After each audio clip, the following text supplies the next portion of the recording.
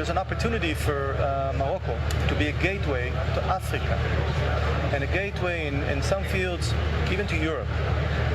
And the people-to-people and government-to-government relationship, my recommendation to entrepreneurs in Israel, take a serious look at joint ventures in Morocco. If you could find your complementary Moroccan people, they could certainly help us, Israeli entrepreneurs and Israeli economy, scale and develop to the rest of the countries in Africa and in some parts in Europe. And things like this, you need good people-to-people and good government relationship.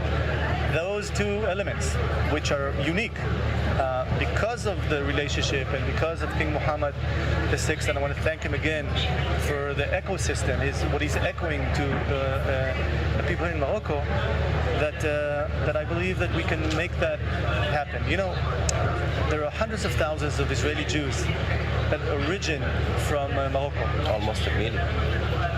Almost a million. Yeah, and my daughter is dating a wonderful man that his father and mother came from Morocco, and so you know there's a lot of love, and people want to return and see those relationships develop back again to what it was in the past, and now it's starting. It's starting, and I'm very optimistic.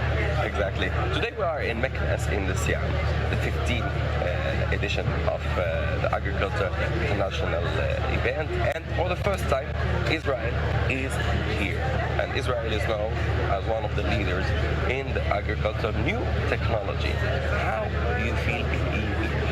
It's a big honor to be invited, and I just finished speaking to people. I met the leaders of Siam and invited them to come to the conference, to the peer conferences that we're having in Israel, Desert Tech, and Agrotech, of course.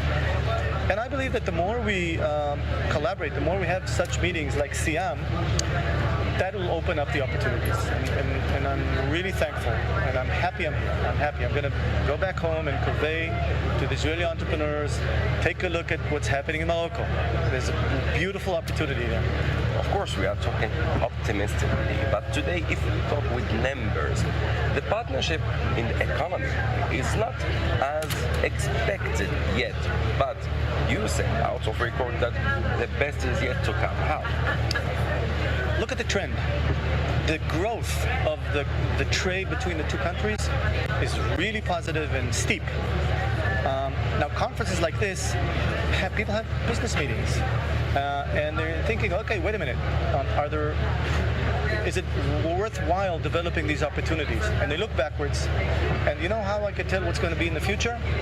If you look backwards and understand the relationships and understand that the challenges the world faces, I think we're right on them. And if you take scalability and entrepreneurship and you marry them together, you have a successful model for doing business.